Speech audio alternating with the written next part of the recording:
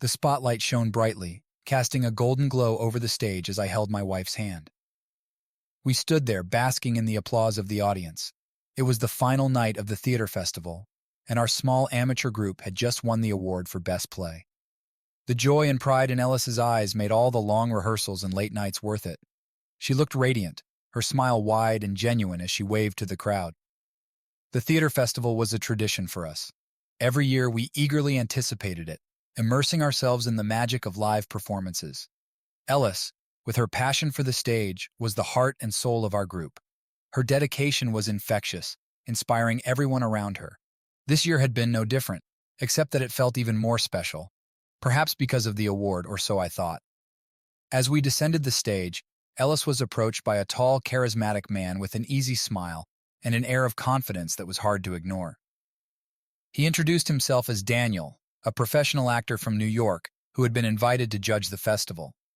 I watched as they exchanged pleasantries, their conversation flowing effortlessly. There was an immediate connection between them, a spark that I couldn't quite place. "James, this is Daniel. He's offered to help us with our next production," Ellis said, her eyes sparkling with excitement. I shook his hand, feeling a mix of admiration and unease. "Nice to meet you, Daniel. We appreciate the offer." Daniel smiled warmly. "It's my pleasure. You all did a fantastic job tonight. I'd love to contribute to your future projects." As the evening progressed, Daniel became a regular presence in our circle. He was knowledgeable and passionate, and his insights were invaluable to our group. Ellis was thrilled to have someone of his caliber to learn from, and soon they began spending more time together, discussing scripts, rehearsing scenes, and brainstorming new ideas. At first, I was happy for Ellis. She had found a mentor who shared her passion and could help her grow as an actress. But as the weeks passed, I couldn't ignore the growing sense of unease gnawing at me. Ellis started coming home later and later, often citing extended rehearsals or impromptu meetings with Daniel. One evening, after another late return, I decided to visit one of their rehearsals. I walked into the dimly lit theater, the air thick with the scent of dust and old wood. As I made my way backstage, I heard the sound of laughter echoing through the corridors. I followed the sound and found Ellis and Daniel standing close together, their faces lit by the soft glow of a stage light. They were laughing, their hands brushing against each other's as they shared a private joke. My heart sank. I felt like an intruder in my own life, witnessing a moment that wasn't meant for me. When Ellis noticed me, her smile faltered for a brief second before she recovered. "James, what a surprise. I didn't expect you here," she said, her voice tinged with a hint of nervousness. Daniel nodded at me, his expression unreadable. "James, good to see you. We were just going over some lines." I forced a smile, trying to mask my discomfort. "I thought I'd come by and see how things were going." The rest of the evening passed in a blur. I watched them rehearse, their chemistry undeniable. They moved in sync, their performances seamless. But beneath the surface, I sensed something more, something that went beyond the confines of the script. When we finally left the theater, I couldn't hold back any longer. "Ellis, is there something going on between you and Daniel?" I asked, trying to keep my voice steady. She looked taken aback. "What? No, James, we're just working together. He's helping me become a better actress." I nodded, wanting to believe her. "I just feel like you're spending so much time with him. It's hard not to notice." Ellis sighed, her expression softening. "I know it seems like that, but it's really just work. I promise." Despite her reassurances, the seed of doubt had been planted. Over the next few weeks, I noticed more changes in Ellis. She was more distant, more preoccupied. Our conversations grew shorter, and our time together more strained. She spent more time on her phone, often smiling at messages that she quickly hid from my view. One night, curiosity got the better of me. While Ellis was in the shower, I picked up her phone and scrolled through her messages. My heart pounded as I saw a string of texts from Daniel, filled with flirtatious banter and private jokes. There were photos, too, candid shots of them together, looking far too intimate for mere colleagues.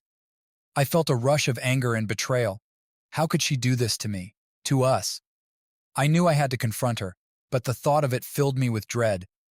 I decided to talk to my best friend Tom, hoping he could offer some advice or at least a sympathetic ear. "Tom, I think Ellis is having an affair, I blurted out when we met for coffee the next day. Tom looked shocked. What makes you say that? I told him everything. The late nights, the messages, the photos. He listened carefully, his brow furrowed in concern. James, you need to talk to her directly, he said finally. You can't keep this to yourself. It'll only eat you up inside. He was right. That evening when Ellis came home, I steeled myself for the conversation. As she walked through the door, I took a deep breath and faced her. Ellis, we need to talk, I said, my voice trembling slightly. Are you having an affair with Daniel? Her face went pale, and for a moment I thought she might deny it. But then she sighed, her shoulders slumping in defeat. Yes, James, she admitted quietly. I am. Ellis's admission hung in the air like a thick fog, suffocating and inescapable. I felt a strange detachment, as if I were watching the scene unfold from outside my own body. My wife, the woman I had loved and trusted for years, was having an affair. The weight of it was crushing. Why, Ellis? I asked, my voice barely above a whisper. Why did you do it? She looked down, unable to meet my eyes. I don't know, James. It just happened. Daniel. He understands me in ways I can't explain. He makes me feel alive. I felt a surge of anger. And I don't? We've built a life together, Ellis. We've shared dreams, struggles, and victories. How could you throw that all away for someone you've just met?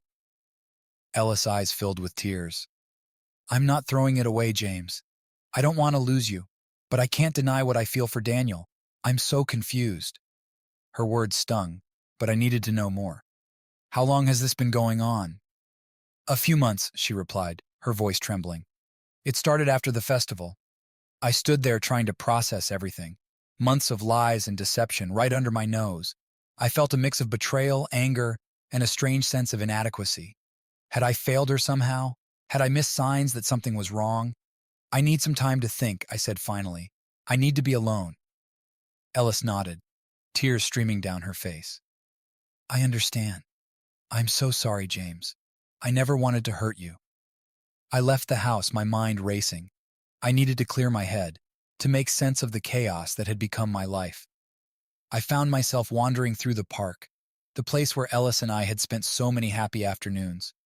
The memories were bittersweet now, tainted by the betrayal. I called Tom and asked if I could come over. He agreed immediately, sensing the urgency in my voice. When I arrived, he greeted me with a concerned look. James, what happened? He asked, leading me into his living room. She admitted it, Tom, I said, sinking into the couch. She's been having an affair with Daniel for months. Tom shook his head. I'm so sorry, man. I can't imagine how you're feeling right now. I feel everything and nothing at the same time, I admitted. Angry, hurt, confused. I don't know what to do. You need to take care of yourself first, Tom said firmly. This isn't something you can fix overnight. Maybe some time apart will help you both figure out what you want. We talked for hours, and by the time I left, I felt a little more grounded. Tom's support was a lifeline, but I knew the hardest part was yet to come. I had to face Ellis again and decide what our future would look like. When I returned home, Ellis was sitting on the couch, clutching a tissue in her hand. She looked up as I entered, her eyes red and swollen from crying. We need to talk, I said, sitting down across from her. She nodded, wiping her tears away. I know. I've been thinking a lot, I began. About us, about what happened. I need to understand how we got here. What did I miss? What did I do wrong? Ellis shook her head. It's not about what you did or didn't do, James. You've always been a wonderful husband. This isn't your fault. Then why, Ellis? Why did you feel the need to find someone else? She took a deep breath. I think it started when we won the award at the festival. It was such a high, such a validation of everything I love about theater. And then Daniel came along, and he was so passionate, so full of life. It was like he reignited something in me that I hadn't felt in a long time. And I couldn't do that for you? I asked, the pain evident in my voice. It's not that, James. Our life together is wonderful, but it's also comfortable, predictable. I got caught up in the excitement, in the thrill of something new. But it doesn't mean I don't love you. Her words were a double-edged sword. On one hand, I was relieved to hear that she still loved me. On the other, it hurt to know that our life together had become something she felt the need to escape from. We can't keep going like this, Ellis, I said finally. Something has to change. I agree, she said quietly. I think we should see a counselor, someone who can help us navigate this, and I'll stop seeing Daniel, completely. I nodded, appreciating her willingness to try and fix things. That's a start, but it's going to take time, Ellis. This isn't something we can just move past. I know, she replied, but I want to try, James. I want to fight for us. Her words gave me a glimmer of hope, but I knew the road ahead would be long and difficult. Trust had been shattered, and rebuilding it would take more than just words. It would require commitment, honesty, and a willingness to face the painful truths about our relationship. Over the next few weeks, we began seeing a marriage counselor. The sessions were tough, forcing us to confront our issues head-on. We talked about our fears, our disappointments, and the ways we had both contributed to the distance that had grown between us.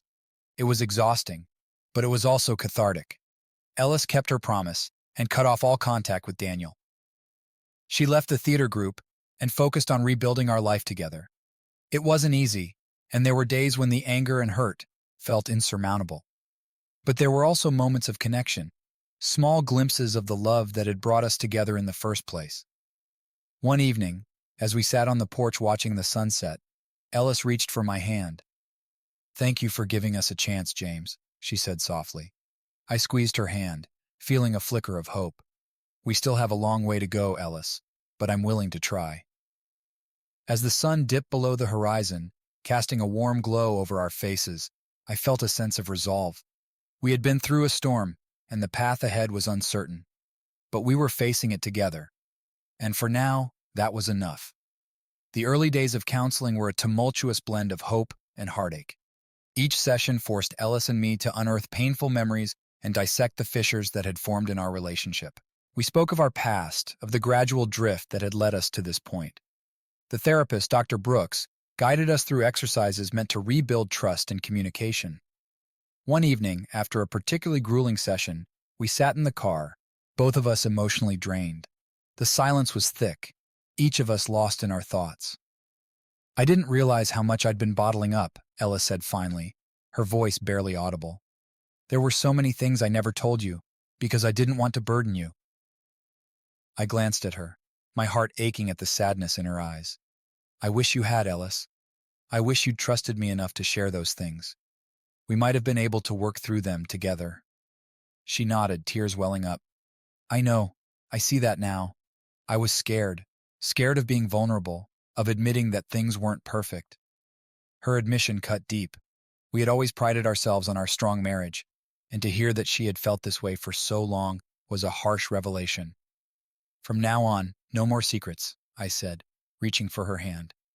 "If we're going to make this work, we need to be completely honest with each other." Ellis squeezed my hand, a faint smile breaking through her tears. "I promise, James. No more secrets." But promises, as I had come to learn, were fragile things. Despite our best efforts, there were days when the wounds felt too raw, too fresh to move forward. The ghost of Daniel lingered, a constant reminder of the betrayal. It took all my strength to push past the anger and focus on healing. One night, as we lay in bed, Ellis turned to me.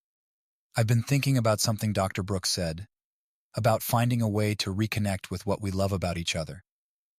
"What do you have in mind?" I asked, curious but wary.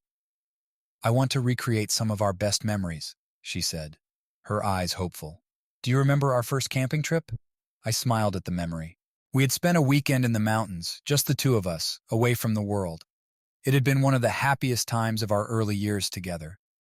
"I remember," I said. "It was perfect." "Let's do it again," she suggested.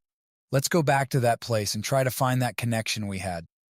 The idea was appealing, a chance to step away from the pain and focus on rebuilding something positive. "Okay," I agreed. "Let's do it." The following weekend, we packed up our gear and headed to the mountains. The drive was filled with a mix of nostalgia and nervous anticipation. When we arrived at the campsite, the familiar sights and sounds brought a rush of memories. We set up the tent and built a fire, just like we had done all those years ago. As the night fell, we sat by the fire, roasting marshmallows and talking about anything and everything. It felt like a small step toward something better, a fragile thread connecting us to the past. As we lay in the tent, staring up at the stars through the open flap, Ellis snuggled closer to me. "Thank you for this, James," she whispered. "It means more than you know." I wrapped my arms around her, feeling a flicker of the old warmth. "We'll get through this, Ellis, one step at a time." Despite our efforts to rebuild, the specter of Daniel continued to haunt us. There were moments when the doubt and insecurity resurfaced, threatening to unravel the progress we had made. It became clear that we needed a definitive closure to truly move forward. One evening, as we sat down for dinner, Ellis broached the subject. "James, I think we need to confront Daniel, together." The idea filled me with a mix of dread and determination. "What do you mean?" "We need to face him, talk to him," she said. "I need to make it clear to him that it's over, completely, and I think you need to hear it too, for your own peace of mind." The thought of seeing Daniel again was the last thing I wanted, but I understood the necessity. It was a chance to put an end to this chapter once and for all. "Okay," I agreed. "Let's do it." We arranged to meet Daniel at a neutral location, a quiet cafe on the outskirts of town. As we walked in, I felt a surge of anxiety, but Ellis's hand in mine gave me strength. Daniel was already there, looking uneasy as he saw us approach. "Thank you for meeting us," Ellis said as we sat down. Daniel nodded, his expression a mix of regret and resignation. "I understand why you wanted to talk." Ellis took a deep breath, her voice steady but firm. "Daniel, this has to end. Whatever we had, it's over.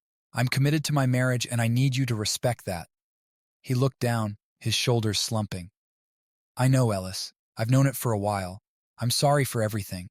I never meant to cause so much pain." I watched him closely, trying to gauge his sincerity. There was no anger left in me, just a deep sadness for the damage that had been done. "We both made mistakes," Ellis continued. "But I'm choosing my husband, my family. Please don't contact me anymore. We need to move on." Daniel nodded, a pained expression on his face. "I understand. I wish you both the best." With those words, the meeting was over. We left the cafe, a strange sense of relief washing over me. It was done. The chapter with Daniel was closed, and we could finally begin to move forward without that shadow hanging over us. As we drove home, Ellis reached for my hand. "How do you feel?" she asked. "Lighter," I admitted, "like a weight has been lifted." "Me too," she said softly. "Thank you for being there with me." "We're in this together," I replied, "and we'll get through it together." The confrontation with Daniel marked a turning point. It wasn't an instant fix, but it was a crucial step in our healing process. We continued our counseling sessions, each one bringing us closer to understanding and forgiveness.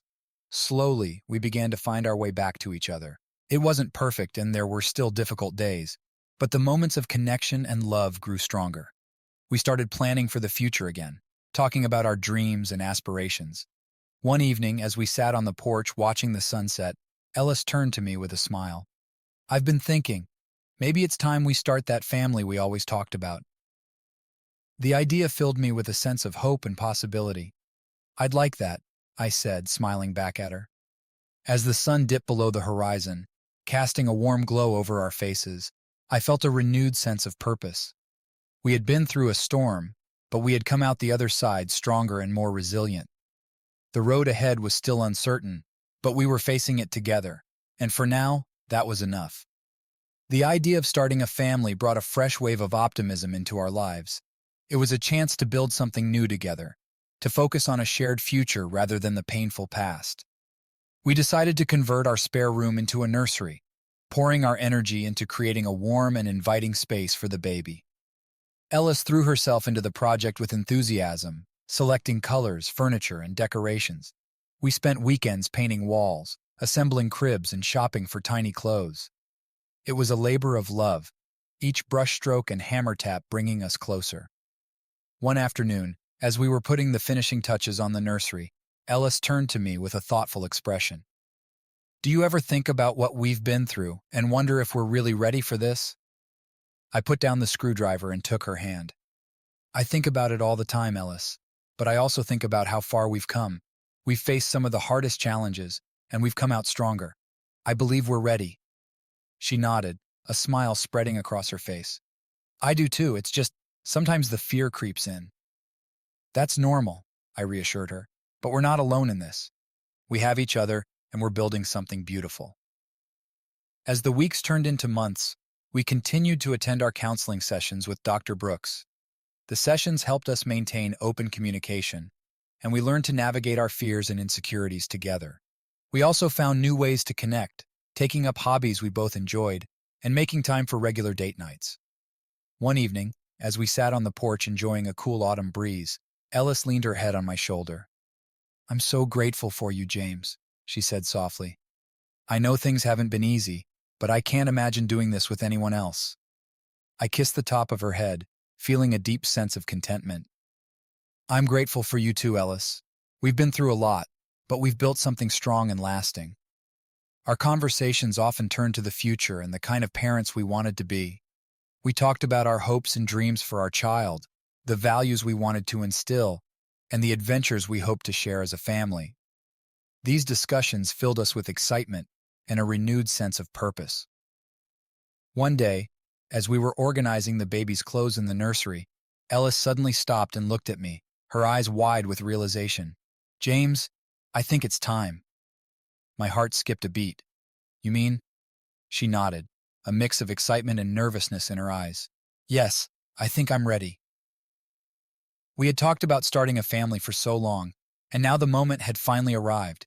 It was both exhilarating and daunting, but I knew we were ready to face this new chapter together. The following months were a whirlwind of anticipation and preparation. Ellis's pregnancy was a mix of joy, anxiety, and moments of overwhelming emotion. We attended prenatal classes, read countless books, and sought advice from friends and family. Each day brought new discoveries and milestones, and we cherished every moment. As her due date approached, we found ourselves growing closer than ever. The shared excitement and responsibility deepened our bond, and we spent hours talking about our hopes for the future. We knew that the journey ahead would be challenging, but we also felt a profound sense of readiness and commitment. One night, as we lay in bed, Ellis turned to me with a serene smile. "Do you remember our wedding vows, James?" I smiled, recalling that beautiful day. "Of course I do. To love and to cherish in good times and in bad." She nodded, her eyes glistening with emotion. "We've lived those vows, haven't we? Through all the pain and joy, we've held on to each other." "We have," I agreed, squeezing her hand. "And we'll keep holding on, no matter what comes our way." As the weeks passed, the anticipation grew. We prepared the hospital bag, practiced breathing exercises, and tried to stay calm amid the excitement. The nursery was finally ready, a peaceful haven filled with love and anticipation. Then one early morning, Ellis woke me with a gentle nudge. "James, I think it's time." The word sent a rush of adrenaline through my body. We gathered our things and headed to the hospital, the car ride filled with a mix of excitement and nervous laughter. When we arrived, the nurses quickly ushered us into a room, and the reality of the moment began to sink in. The hours that followed were a blur of emotions. Ellis was incredible, her strength and determination shining through every contraction. I held her hand, offering words of encouragement and love, feeling a mix of awe and helplessness. Finally, after what felt like an eternity, the doctor announced that it was time to push. I stood by Ellis's side, her hand gripping mine tightly as she summoned every ounce of strength. And then, with one final push, our baby was born. The sound of our child's first cry filled the room, and a wave of emotion washed over me. The nurse placed the tiny, wriggling bundle in Ellis's arms, and we both stared in awe at the new life we had created. "Welcome to the world," Ellis whispered, tears streaming down her face. "We've been waiting for you." I leaned down, kissing both Ellis and our newborn. "You did it, Ellis. We did it." In that moment, everything else seemed to fade away. The pain, the betrayal, the struggles. All were overshadowed by the overwhelming love and joy we felt as we held our child. It was a new beginning, a chance to build a future filled with hope and possibility. As we settled into our new roles as parents, we discovered a depth of love and connection we hadn't known was possible. The sleepless nights and endless diaper changes were challenging, but they were also filled with moments of pure, unadulterated joy.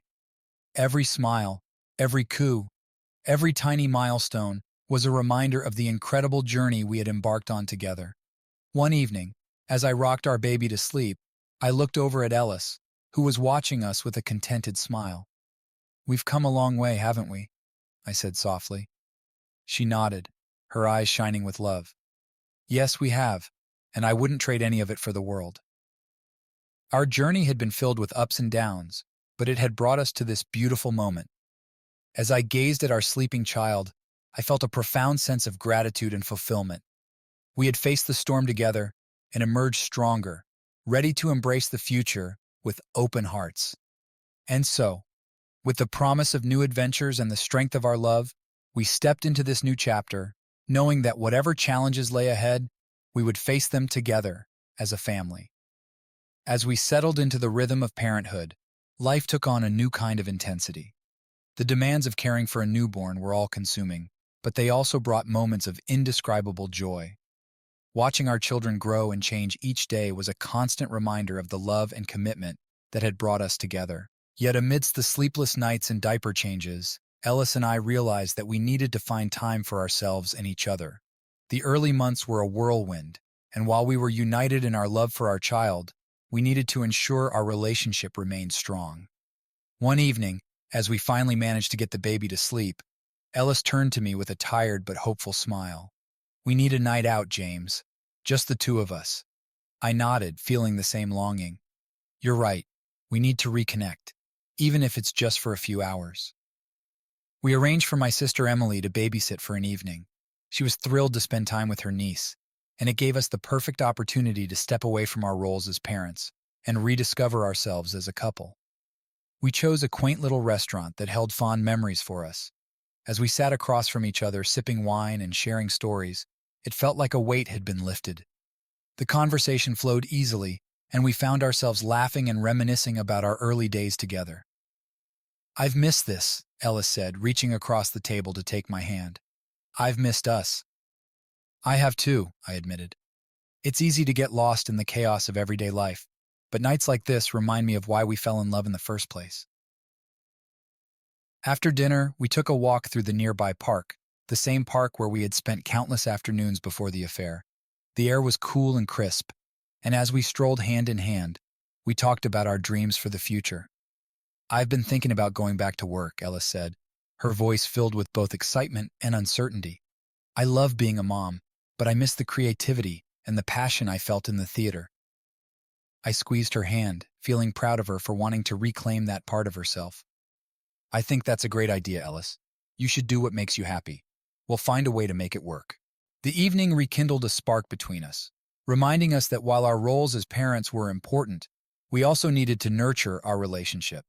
We made a pact to carve out time for each other regularly, to ensure that our bond remained strong. Over the next few weeks, we found a balance that worked for us. We hired a trusted babysitter to give us occasional date nights, and we made an effort to connect in small ways each day. A stolen kiss in the kitchen, a quiet moment of conversation after the baby was asleep. These little gestures became the glue that held us together. Just as we were beginning to find our footing, an unexpected event threatened to unravel the progress we had made. One afternoon, as I was working from home and Ellis was out running errands, my phone buzzed with a message. It was from Daniel. Seeing his name on my screen sent a jolt of anxiety through me. I opened the message with trembling hands, dreading what I might find. "James, I know this is unexpected, but I need to talk to you. It's important. Please meet me at the cafe where we last saw each other." My first instinct was to delete the message and pretend I hadn't seen it. But I knew that ignoring it wouldn't make the problem go away. I had to face this head-on for the sake of my family. When Ellis returned home, I showed her the message. She looked as troubled as I felt. "What do you think he wants?" she asked, her voice shaky. "I don't know," I replied, "but I need to find out. We can't let this hang over us." The following day I went to the cafe, my mind racing with a mix of fear and determination. Daniel was already there, sitting at a table in the corner. He looked up as I approached, his expression unreadable. "James," he said, standing to greet me. "Thank you for coming." I sat down, my heart pounding. "What do you want, Daniel?" He sighed, looking genuinely remorseful. "I know I have no right to ask anything of you, but I wanted to apologize. Truly, for everything. I never meant to come between you and Ellis. I made a terrible mistake, and I'm deeply sorry for the pain I caused. His words were sincere, but they did little to ease the tension I felt. Apologies are all well and good, Daniel, but the damage is done. What do you expect from me? He looked down, fiddling with his coffee cup. I don't expect forgiveness. I just wanted you to know that I'm leaving town. I've accepted a job offer on the other side of the country. I think it's best for everyone if I start fresh somewhere far away from here. A mix of relief and skepticism washed over me. And why tell me this now?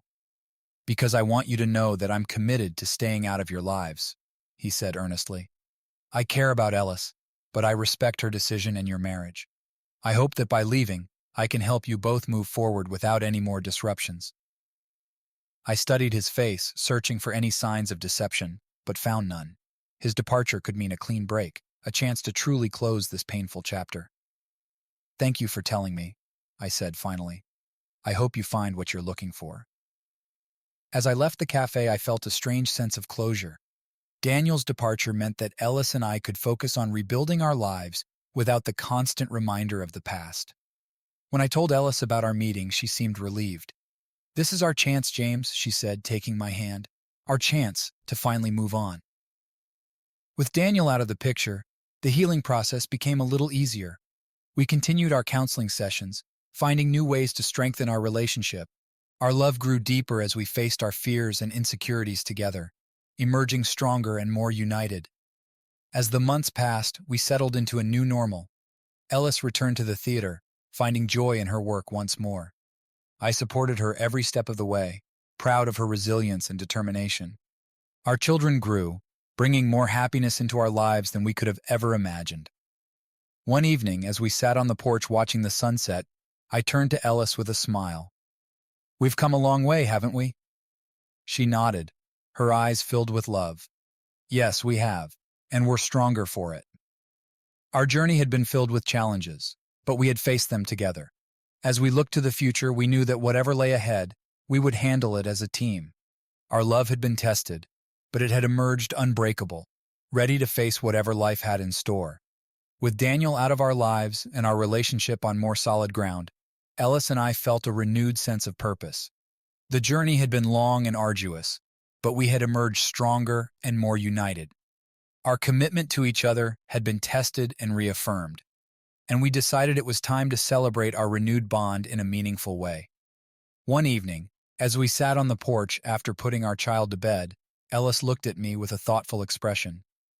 James, I've been thinking, what if we renewed our vows, a way to mark this new chapter in our lives? Her suggestion filled me with warmth. I think that's a beautiful idea, Ellis. A chance to celebrate how far we've come and to look forward to the future. We began planning a small, intimate ceremony, inviting only our closest family and friends. The beach, where we had first exchanged our vows, seemed like the perfect place to reaffirm our commitment. It held so many cherished memories, and the idea of standing there again, this time with our child, filled us both with joy. On the day of the ceremony, the weather was perfect.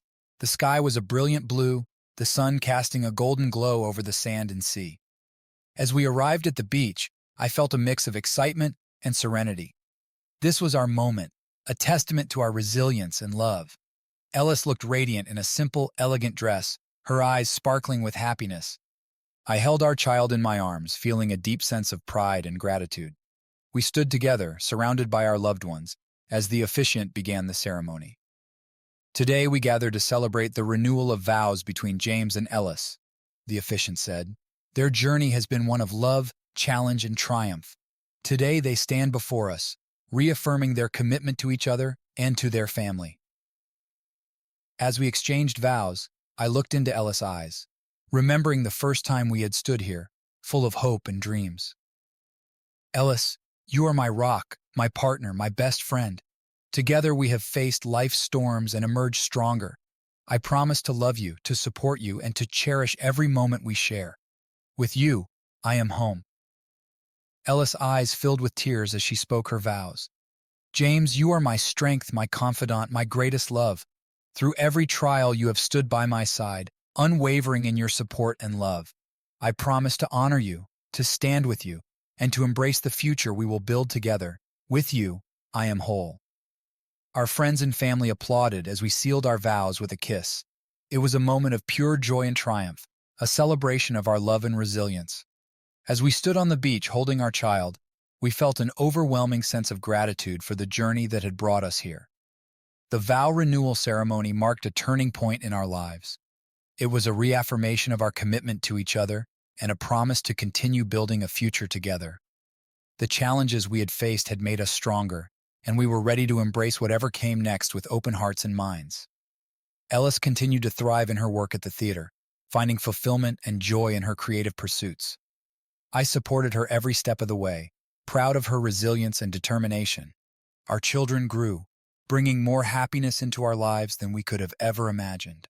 As we settled into this new phase of our lives, we made a conscious effort to maintain the balance we had found. We continued to carve out time for each other, making regular date nights and shared activities a priority.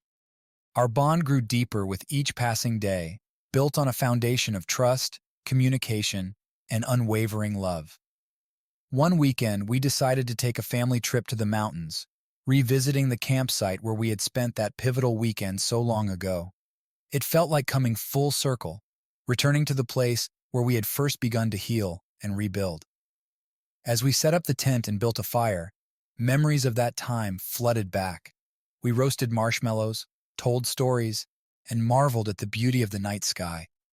It was a reminder of how far we had come and the strength we had found in each other. Sitting by the fire, our child nestled between us, Ellis turned to me with a smile. "This is perfect, James. Everything we've been through has led us to this moment, and I wouldn't change a thing." I squeezed her hand, feeling a deep sense of contentment. "Neither would I, Ellis. We've built something beautiful, and I'm excited for all the adventures still to come." Our conversations often turned to the future and the dreams we had for our family.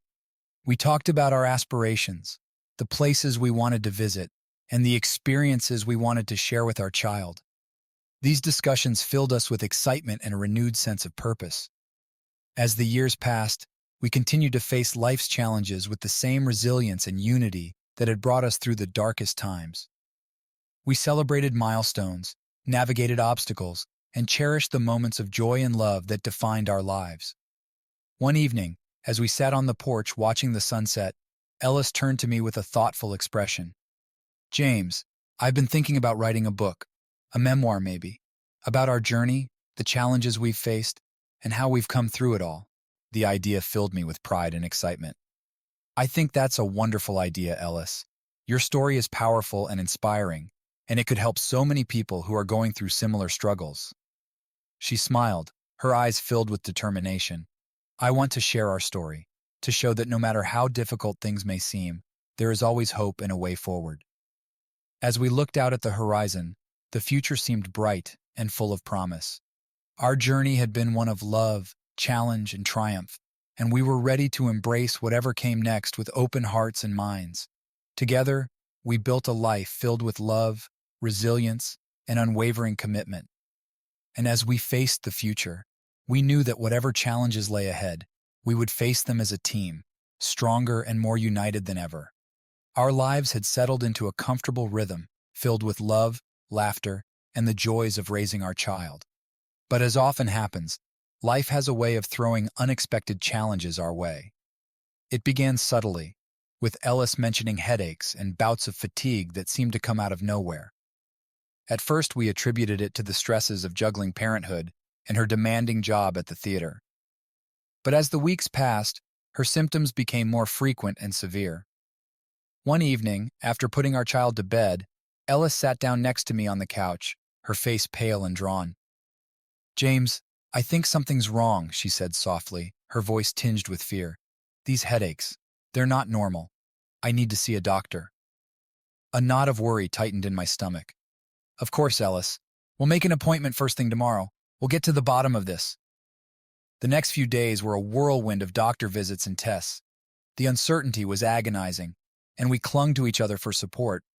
Finally, we sat in the doctor's office, holding hands as we awaited the results. Dr. Carter, a kind and compassionate woman, entered the room with a somber expression.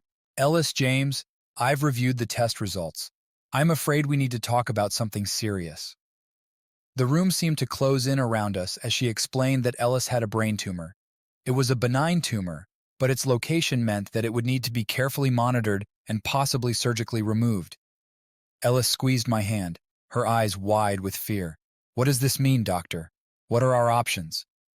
Dr. Carter explained the treatment plan, outlining the steps we would need to take to manage the tumor. Surgery was a strong possibility, followed by a period of recovery and ongoing monitoring. The prognosis was good, but the journey ahead would be challenging. As we left the doctor's office, a mix of emotions overwhelmed us. Fear, uncertainty, and determination swirled together, but above all, there was a deep sense of resolve. We had faced so much together, and we would face this too. That evening, as we sat on the porch, Ellis leaned her head on my shoulder. James, I'm scared, but I know we can get through this. We've faced worse, and we've come out stronger. I kissed the top of her head, my heart filled with love and admiration. We'll get through this, Ellis, one step at a time, together. The days that followed were a blur of medical appointments, consultations with specialists, and preparations for the surgery. We explained the situation to our family and friends, who rallied around us with unwavering support. My sister Emily took on a larger role in caring for our child, allowing us to focus on Ellis' treatment. The day of the surgery arrived, and as we sat in the hospital waiting room, the gravity of the situation weighed heavily on us. I held Ellis' hand, trying to convey all the strength and love I could muster. I'll be right here when you wake up, I whispered, my voice thick with emotion. I love you, Ellis. You're the strongest person I know. She smiled weakly, her eyes filled with determination. I love you too, James. We'll get through this. The hours that followed were some of the longest and most agonizing of my life. I paced the waiting room, my mind racing with a mix of hope and fear. Finally, Dr. Carter emerged, her expression tired but reassuring. The surgery went well, she said, and a wave of relief washed over me. We were able to remove the tumor, and there were no complications. Ellis is in recovery now. She'll need time to heal, but we're optimistic about her prognosis.